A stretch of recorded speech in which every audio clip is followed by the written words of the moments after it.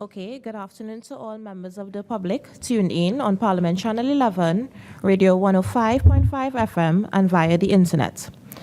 I will also like to acknowledge members of the media who are present here today. As you may be aware, the first report of the Joint Select Committee on Social Services and Public Administration on an inquiry into the current levels of violence among students in schools, with particular focus on physical and cyberbullying, was presented earlier today during the 11th sitting of the House of Representatives. This press conference is being held by the committee to highlight several key aspects of the report, which contains some important and potentially useful findings and recommendations to alleviate the problem of violence in the school system. I would now like to briefly introduce the panel that we have today. Present in the panel, we have the chairman of the committee, Dr. Danisha Mahabir. To the chairman's left is Mr. Esmond Ford, followed by Mrs. Glenda Jennings-Smith.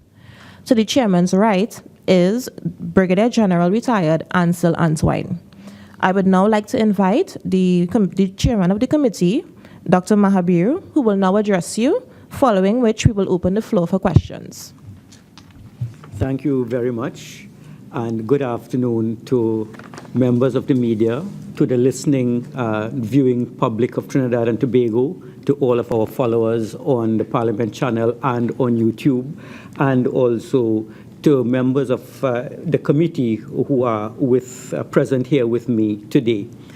As indicated prior, we know that the report on the inquiry into school violence was laid in the House of Representatives today, and that report is scheduled to be laid in the Senate as well when the Senate next convenes.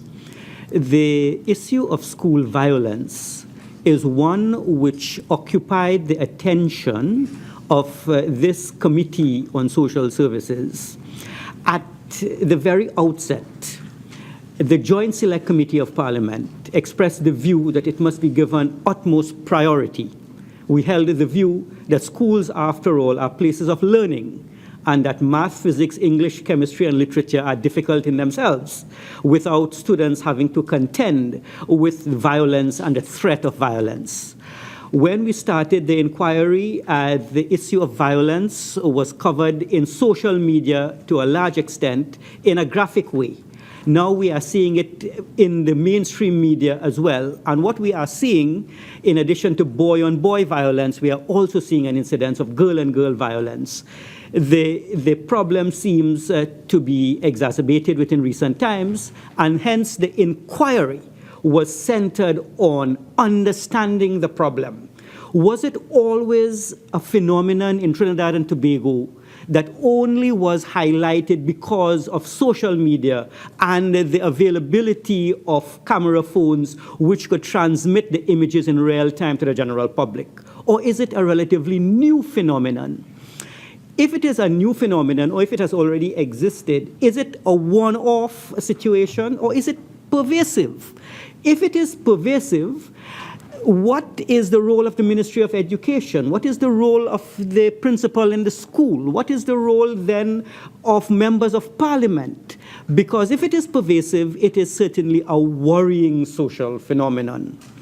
What, therefore, we undertook to do was to invite a range of stakeholders to address the Parliament. These stakeholders naturally included first the Ministry of Education. The Ministry of Education is charged with the responsibility of school policy and the policy for the administration of education in Trinidad and Tobago. What were the ministry's views on the matters? What were some of the solutions that they could recommend? We also held the meetings with other stakeholders including the Teachers Union, the Trinidad and Tobago Unified Teachers Association. We wanted to find out what teachers had to say about this problem. Teachers, of course, are recruited to teach, but at the same time, they must navigate difficult situations in the classrooms and out of the classrooms where violence can erupt amongst their charges. We were able to interview social workers. We had the psychologists appear before us. We also invited the members of the denominational boards of Trinidad and Tobago, and a range of stakeholders, including the PTA, informed the committee on the developments as they saw it, and they offered a number of solutions. We had valuable interactions with the social workers and the psychologists.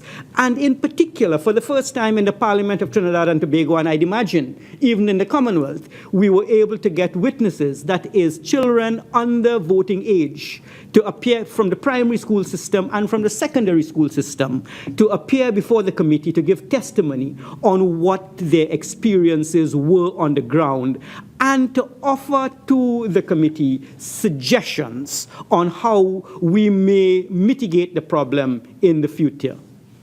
We found in our deliberations, and as I said, this is a joint select committee. The joint select committee made up of all benches in the Parliament. There are 5 benches in the Parliament. These include in the House of Representatives, the opposition bench, the government bench, and in the Senate there are 3 benches represented in the joint select committee, the government bench, the opposition bench, and the independent bench. All benches were represented in this particular inquiry, and the findings were very interesting. Parliament, as we know, is responsible for amending laws and for making new laws. But also in the committee system of the Parliament, what we are finding is that Parliament is now a useful instrument where stakeholders can be brought together in a public forum so that individuals and groups which did not normally converse would now be given an opportunity to speak with each other under the guise of Parliament, so that we will hear all views, and in the deliberations we will make the necessary recommendations to the Parliament on how we can change matters. There are 2 types of changes. There are legislative changes, that will require a change in the law. And then there are recommendations which could be made to the line minister with respect to the administration of policy and administration of the existing law. And both of these, of course, are given due consideration by the committee. When we examined the problems of the school violence matter itself, what we found is that there were many areas which seem to have been overlooked by the Ministry of Education. And these included the following broad areas. The areas such as, are teachers adequately prepared to address the issue of school violence in their environment? Are principals properly resourced to ensure, as mandated by the Education Act, that they are responsible for the safety and security of all those who are in the school compound, teachers as well as students, together with support staff as well? We found that there were matters relating to the involvement of parents. Education is multifaceted, and parental involvement was particularly important, hence the involvement of the PTA. Out of all of these came, of course, recommendations which would be implemented or implementable in the near term, and there are recommendations which can be implemented over the long haul. If I could focus on some of the recommendations, because we needed to provide to the decision makers, in particular, the Ministry of Education, the Minister of Education and his technical officers, certain recommendations which came up as evidence in the hearings from the stakeholders. The first that I would focus on is that there clearly is a need, a clear need, and this will require resources. It will require money.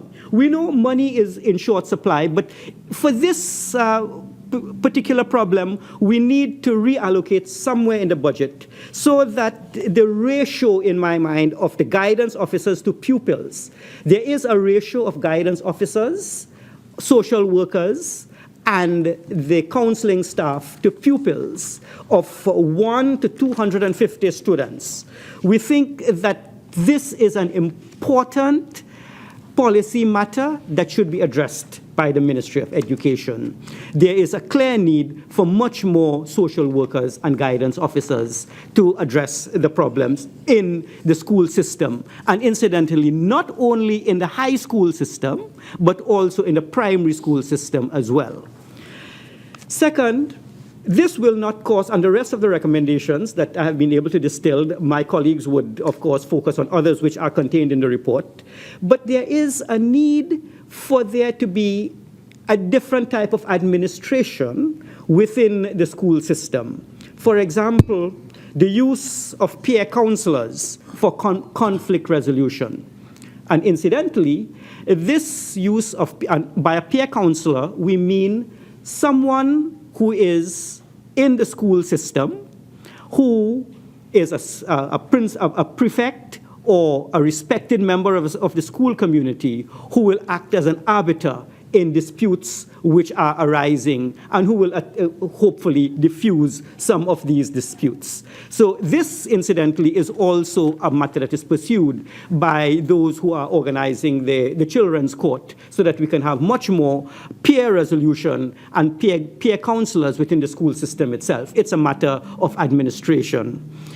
We would recommend, according to the report, that there is a very effective parent-teachers association in every school.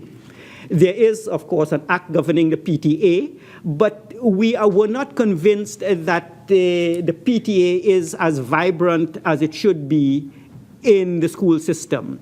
And it is recommended that the Ministry of Education implement the policy measures that will ensure that every single school operating in Trinidad and Tobago, primary and secondary, is equipped with a PTA, so that parental involvement is going to be on an ongoing basis. And this will provide early warning systems for the problems which are arising. And it is important to train teachers and principals as soon as possible on how to handle violence and violent confrontations in their schools.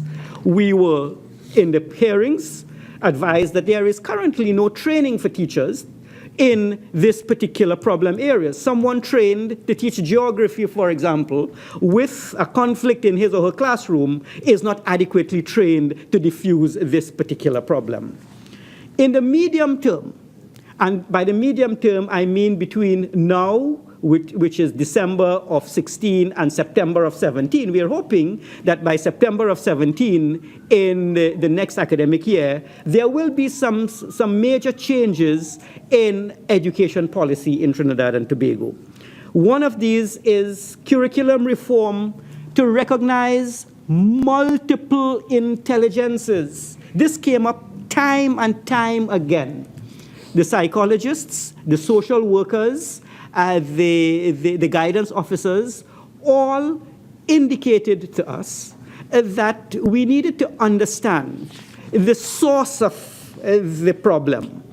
And the source of the problem, one of the sources, is that there are many students in the school system who are finding it difficult to cope with the mainstream academic curriculum. And it is important for us to recognize that skills of the students transcend the normal, narrowly defined academic skills of reading, writing, mathematics, and language skills. There are skills in creativity, there are skills in drama, there are skills in art, there are skills in woodworking, there are skills in building, there are skills in sporting activities, there are skills in other areas, singing and cooking elsewhere. We need to identify that there are students in the school system who are not able to exploit their innate talents, the talents in the designing of garments, for example. It is not something we emphasize in the school system. And by excluding a large amount of students from the areas in which they have innate ability, we are creating a situation where frustration amongst the student bodies in their inability to handle the mainstream curriculum can result in a level of frustrations which can be manifested in the type of activity, deviant activity, that we are seeing. We are seeing that there is a need for the Ministry of Education to ensure that teachers are always present to supervise classes, and that the issue of having a roster of substitute teachers or the type of peer counselors supervise classes when teachers are absent will mean that classes are not unsupervised. We need to get in the school system a mechanism where anonymously the students will be able to report gang activity or the incursion of gangs into the classroom. And then that kind of information can be relayed surreptitiously, quietly to the police, and not just the regular police, but the community police, so that the community police will play a more active role in the school system. Very important, something that came out in the inquiry, is that there is a need for much more volunteers in the school system, catering to the multiple intelligences of students. Volunteers who will act as big brothers and big sisters, mentors and guides in the area of sport, sporting activity in all its dimensions. We think about cricket and football, but we would like to give the students in the schools the benefit of netball and volleyball, swimming, and all the other sporting activities out there in which they may have an interest. In fact, if we can get that kind of volunteerism into the school system, it may very well be an excellent launching pad for us participating in the future in areas such as the Pan Am Games and Olympics and so on. We need, therefore, to involve the retirees in Trinidad and Tobago. In my right is retired Brigadier Ansel Antoine, a member of the committee, and there is an excellent scope for retired military officers who would assist in ensuring that the cadet force program in schools become part of the ongoing activities, to train individuals in the schools in the basics of search and rescue, using the expertise of the military to provide students in the school system, in the urban areas, in the rural areas, with a range of activities and skills outside the main curriculum. So it is hoped that some arrangement will be made so that the retirees who are interested can be recruited, they can form a roster, and they can be allocated to certain schools in their districts and be attached to those schools. They become big brothers, they become mentors, they become guides, they become teachers, and they open the students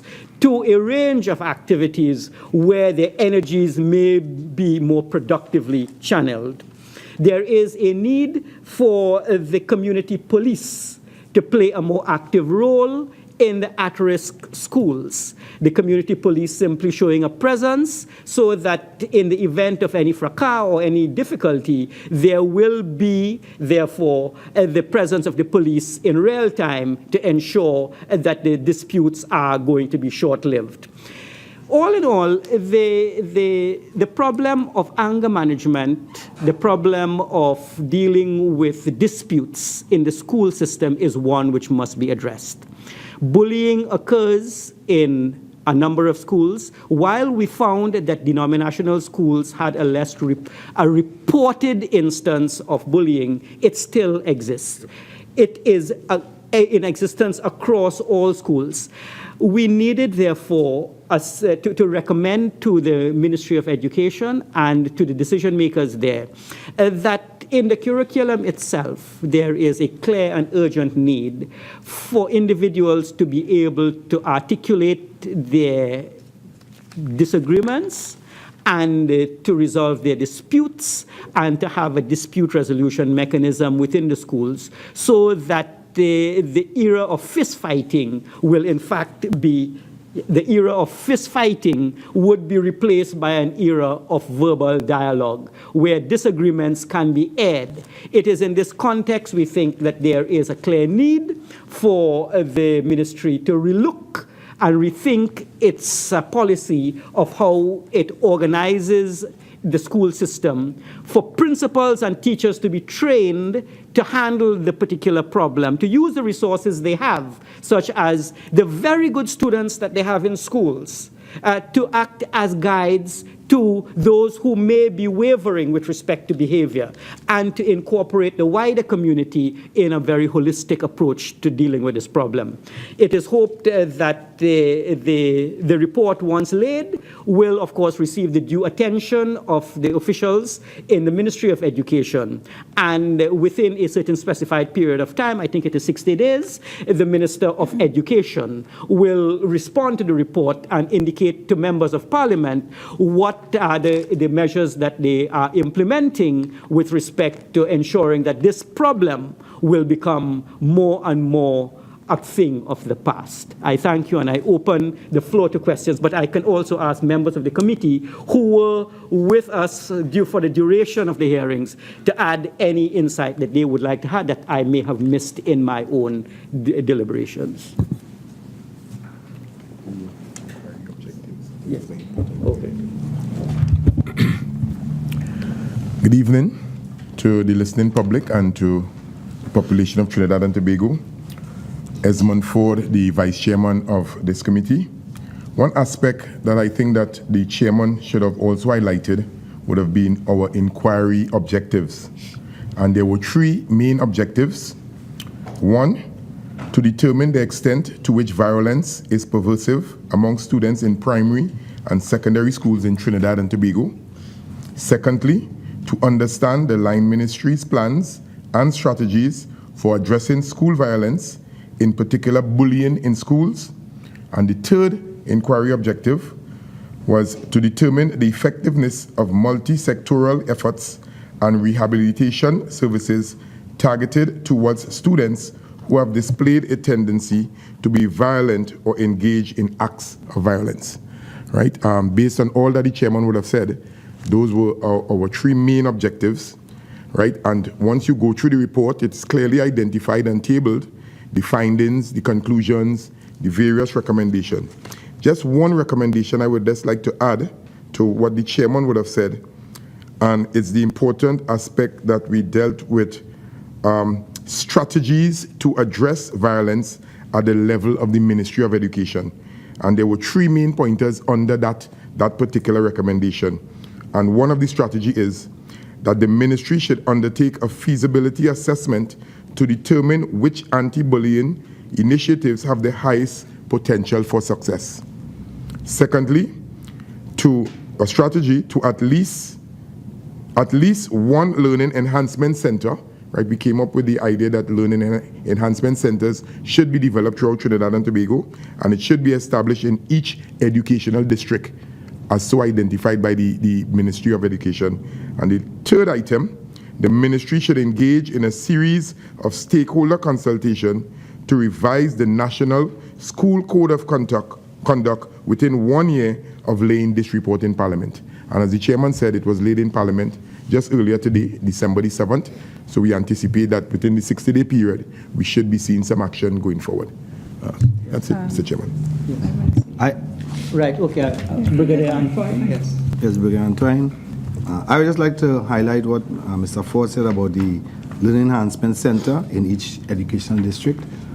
Presently, when part of the policy of disciplining students is to suspend them, and then they just go home or out into the community. As such, they become vulnerable to those who are outside of the school environment. So the Learning Enhancement Center would be good to have the students go to, so they would not be left at home or in the communities when they're on suspension. Excellent. Yeah, Thank you, to listen audience, I want to highlight one of our recommendations. It has to do with parental involvement. We all know that, in the school system, when we talk about discipline, the teachers are also at risk because some parents may want to go into the school and interfere with teachers. And what one of our recommendations asks for is that the Ministry of Labor and Small Enterprise Development enter into an arrangement to develop a policy to allow for employees to get time off to attend PTA meetings. It is one way of having the parent involved in the activities of their children.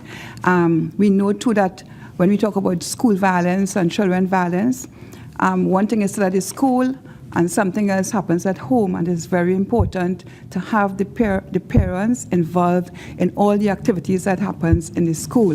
Another point I want to highlight is we talk about role models and teachers being role models, and one of the recommendations made is where teachers' punctuality records must be taken into account, and I think it says a lot because children they learn what they see.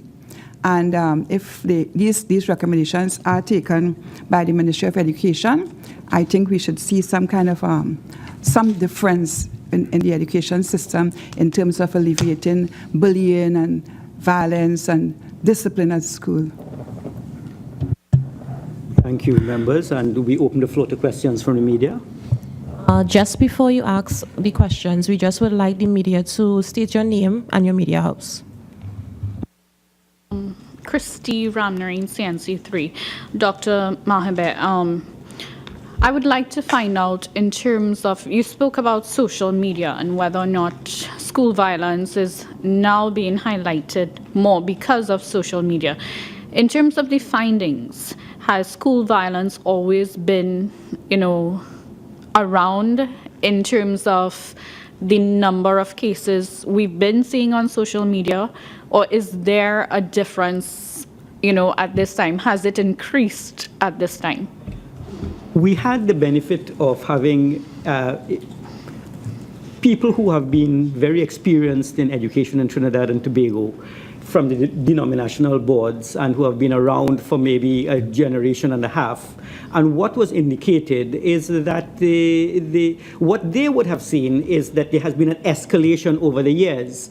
Consistent, and a very important point which emerged is that it is a reflection of the wider violence we have seen in society, so that as the rate of criminality rose in the wider society, we saw an increase in the rate of deviance in the school system. So emphasizing that schools are just a reflection of the societies from which the members are drawn. So that to answer your question directly, we did not get any definitive statistic, because none, of course, exists, but from experience in the educators, we knew that the trend in violence followed the trend in violence in the wider society.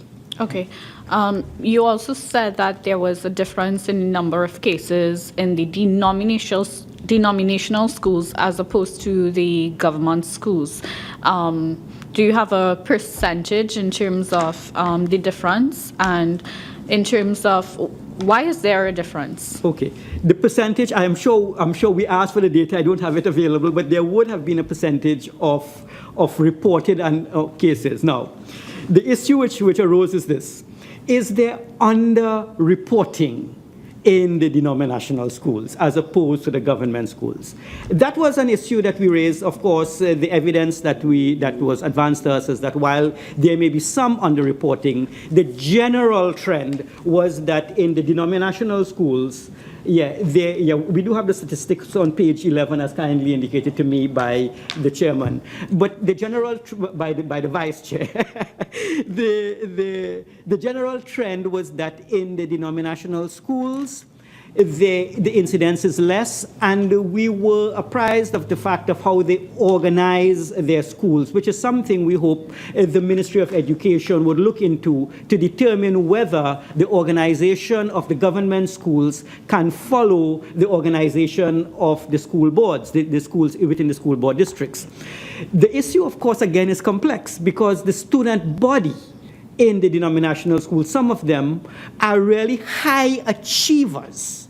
And when you look at a school which is perhaps amongst the lowest in the country, Naparima Girls in the Southland, the rate of high achievers in that school is significantly higher than the high achievers in another school, giving an indication that is there a self-selection in the denominational schools where they obtain the students who are more amenable to what they are offering, the academics that they are offering. And it underscores the fact that in the schools where the academic demands are rigorous and the students are particularly able to handle the subject matter, you are not going to find a level of deviance because the students are inclined and they are busy studying their physics and art, math, and so on.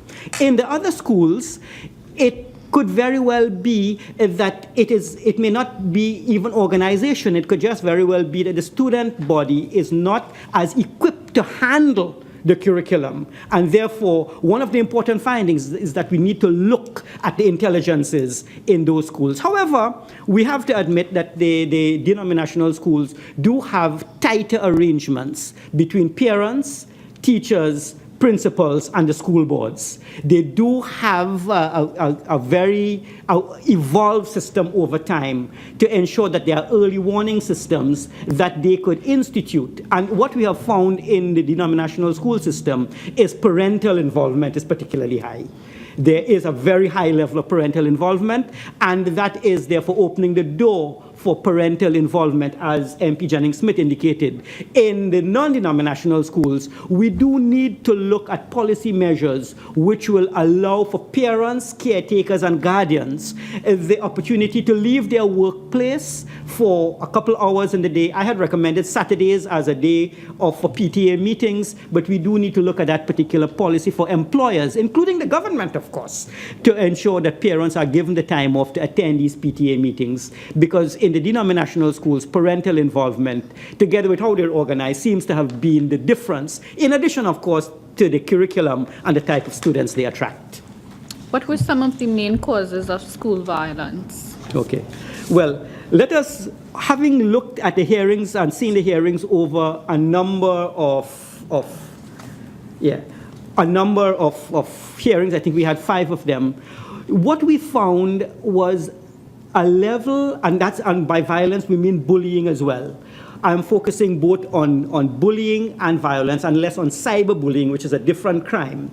But the main problem for violence seems to be the fact that the children are coming from environments where the socialization process may not have been that which would require them to handle conflicts easily.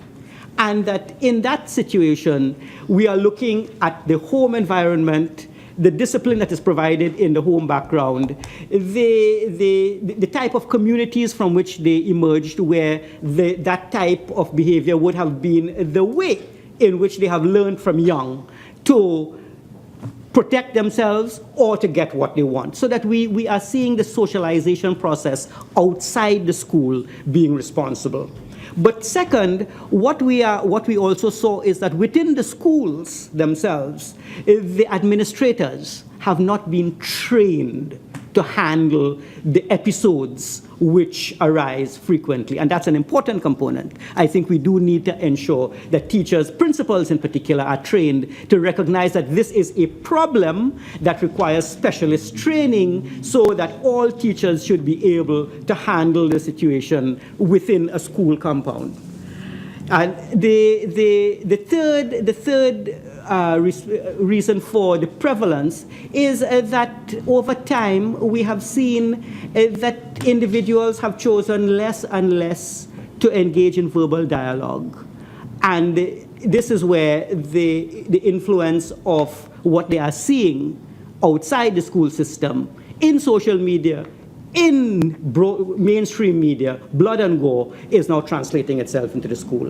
In any event, it is a psychological problem, it's a sociological problem, and it is in this context the recommendation was get your ratio of guidance officers, psychologists, and those who are assisting in counseling of 1 to 250. This was a glaring defect in the education system, where we had very hard-working guidance officers and social workers. They understand the needs, but they are rotated among schools. They spend one day at a particular school. The schools are large. They are not able to handle. There are two particular aspects of the problem: the victim and the perpetrator. You need to counsel both. Why are you perpetrating this act against your peer? And it required that level of counseling and guidance, and the ratio simply is not there. Whatever the problems are in the rest of the society, we of course cannot solve, but within the school system, the social worker, the career guidance officer, the psychologist, the person trained to handle this is the individual who will then help the bully and the victim understand two things: why you are behaving in this way and why your behavior is detrimental to you and your colleague and your institution. Do your recommendations also cover, most of the videos we've seen on social media are actually incidents which occurred outside of the school compound? Does the recommendations cover, take into consideration these incidents and cover those incidents? Oh, yes. And this is where the role of the community police comes in.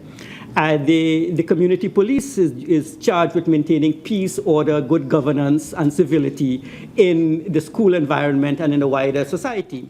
The community police department has, in fact, to be more heavily involved with respect to, in particular, there are some schools which are more at risk. You see, when you see an event in the social media, you would think that all schools are experiencing this problem. It's not so. There are some schools in which the incidents seem to be repeated.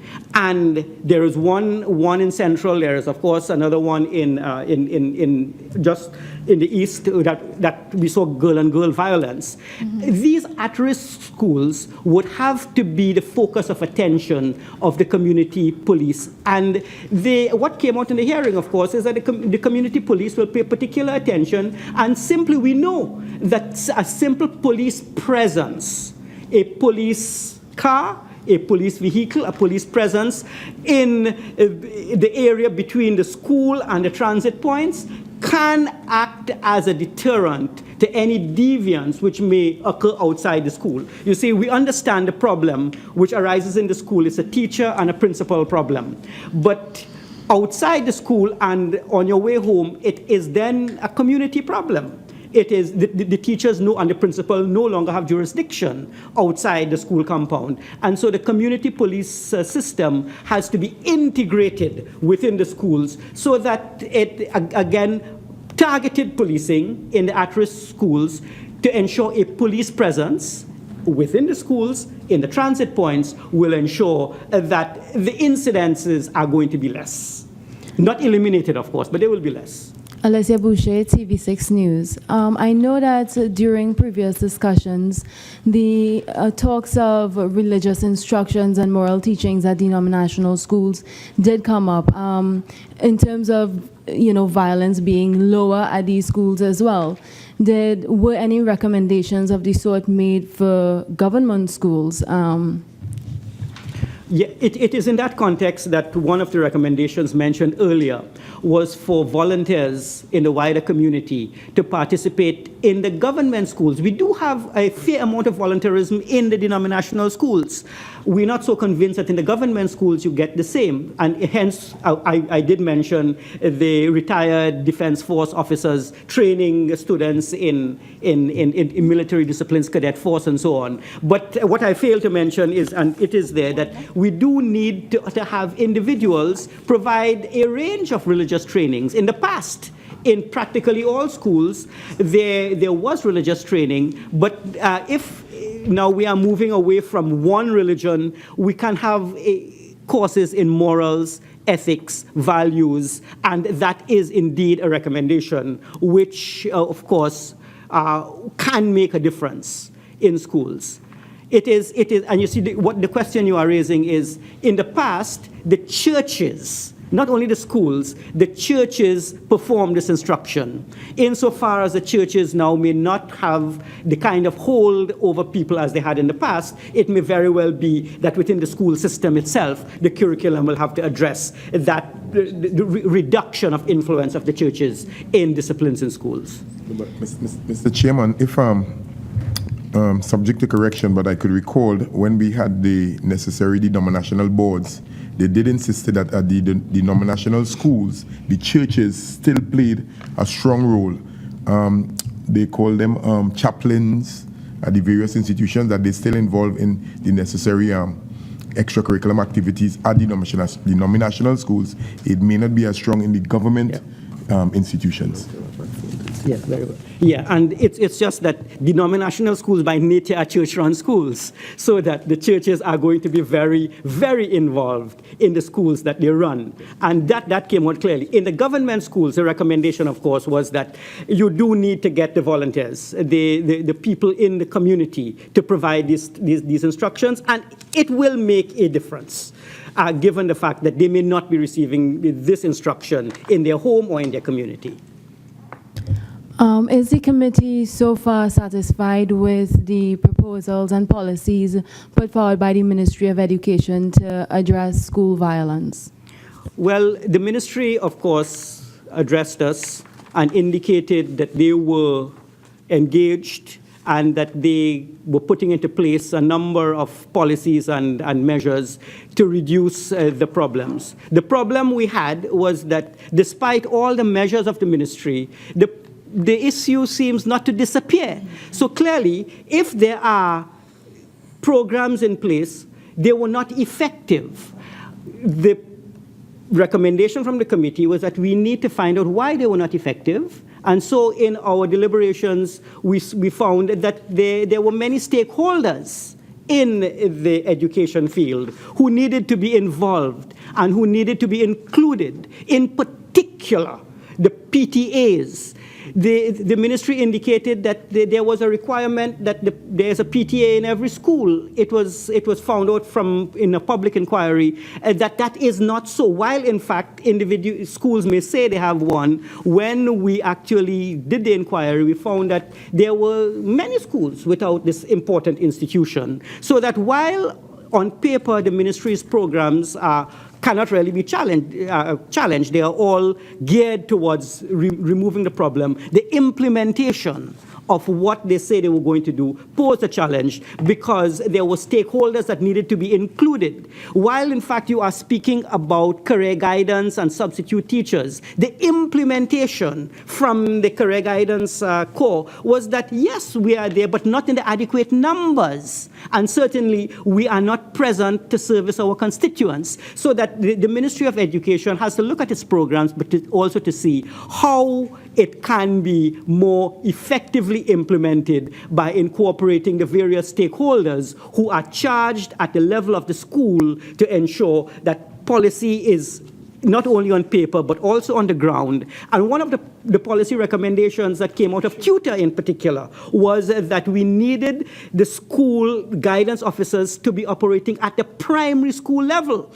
You see, what tutor indicated, and I was not aware, is that at standard 3 and 4, you are beginning to see those who are prone to violence. And if we could reach out to those students at that age, then we would have less of an inflow into the high school system. But that required, of course, the social workers, the career guidance, the guidance officers and the counselors to be very present in the primary school system as well. And here is where we need, as a society, to allocate funds. In my view, I think we need to spend some of our education budget in getting these personnel on the ground so that we can address the problems which are arising amongst the 8 and 9-year-olds. And once we can do that, we would be able to reduce the inflow of the lawbreakers into the high school system. And once we also do that, there would be less need for us to have resort to a children's court. In my opinion, a children's court is an indication that we have somehow failed in the school system. If we were to have the proper guidance and the proper counseling and the proper emotional help at the primary and the secondary system, I think we would be able to reduce this problem so that the level of deviance could be significantly reduced over time. Chairman, I just want to highlight one of the recommendations which gives way to what you were just saying is the fact that we have mandated the ministry, or one of our recommendations sought to ask the ministry to immediately engage in stakeholders consultation, and more importantly, it was to review the National Code of Conduct within 1 year. So I think that would give support to what you just said with regard to her question a while ago on what we thought about the recommendations from the school principals and the school board. We will have one, if we can have one more question. You made a point there, which you said tutories, which is that you start to see children in standard 3 and 4 acting out. I'm sure that the problem stems from home in most cases. Were there any recommendations to deal with children who may be acting out because of violence in their homes? Yes, and that emerged in our discussions with the child psychologists. And it brought home the problem that the school, primary, even pre-primary and secondary school children are products of an environment outside the school. How do you deal with the 8-year-old who is showing antisocial tendencies? Again, it came back to the counseling, the guidance, the interaction, and the care and concern you show that you have to be trained for. It is a social problem. It's not a teaching problem. This student is not having a difficulty with algebra or math. He's having a difficulty with relating to his peers. And it is only, just as we train teachers to to teach geography, I think the recommendation was at the primary school level, there would be a need for trained child psychologists. There are different types of training required, but certainly a deviant child at 9 may require a different counseling technique than a child who is 15 or a young person who is 15. So the recommendation was we absolutely need to go in that direction. That seems to be the only panacea, the only solution for the problems which are originating outside the school system. And many of these children do not come from homes in which their parents are present. They are children, many of them, when the psychologists spoke to us, they are children who are cared for by people who are not providing adequate care. And these are things which we cannot solve at the level of the parliament. We can, however, address at the level of the school with respect to education policy. Okay, we'll facilitate one more question, sorry. Okay, have you, Nigel Alexander from CNMG, have you all discussed anything about the teachers? Because sometimes you have a teacher with about 30, 40 students. That teacher, it'll be difficult for that teacher to pick up behavioral patterns in each one of those students. So have you all considered having like 2 or 3 people in a classroom at the same time, depending on what type of subject they are doing at that particular time? That is a matter for the Ministry of Education and the administration of the school. We did not specifically look at that particular problem. However, the problem of absentee teachers, the situation where no teacher is present was drawn to us as a problem that is a crucible for behavior that is unacceptable. And so the recommendation was to have substitute teachers, and second, within the school system itself, when there are respected students, older students, the prefects, the head boys, these are the ones who can act in lieu of an absent teacher to take over a classroom so that at least order and discipline is maintained. But the suggestions that you have raised can be considered. That is a resource problem. We have to be mindful that in this environment, the recommendations we make are not going to be the more expensive ones. All the recommendations of the committee, save and except the recruitment of more social workers, are things which require a change of organization, a consideration of the various interest groups, a change of how we administer education. Only one of them requires some money. It is in that context we think that the recommendations can be implemented with positive outcomes by the academic year 2017-18. It was mentioned the student-to-teacher ratio. Yes, we also mentioned a student-to-teacher ratio, but that again is education policy. That is something to consider, but all of those policies are in the report, and it would be left up to the Ministry of Education to look at those things, all of which I want to emphasize won't cost money, and we will get benefit without an extra charge.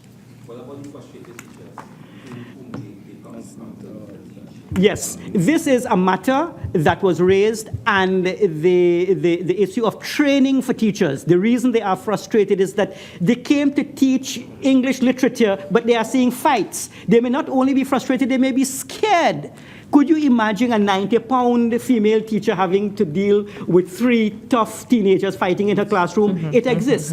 How are we getting our teachers to cope with that for which they were not trained to do? We provide the training to the teachers. We provide the training to the school principal. We ensure that the organization in the school is such that if the teacher needs support, there are people she could call for assistance, or he can call for assistance. And in the old days, in many of the schools in Trinidad and Tobago, there was a character known as the Dean of Discipline. You mentioned the name of that dean, and there were shivers. In Presentation College, Chaguanas, his name was Mr. Brooks. You mentioned Mr. Brooks, and there was always law and order. It requires a level of reorganization so that the fear and the frustration amongst the teaching staff could be reduced. Okay, we would like to thank all our viewers and listeners on Parliament Channel 11, Radio 105.5 FM, and on the internet, as well as the members of the media who were in attendance today. Members of the public who wish to access this report can access it through our website, www.ttparliament.org, select Committees from the drop-down menu, then select Joint, click on the relevant committee, JSC, Social Services and Public Administration, then proceed to the report section. This press conference now stands adjourned, and we now return to our regular programming. Thank you.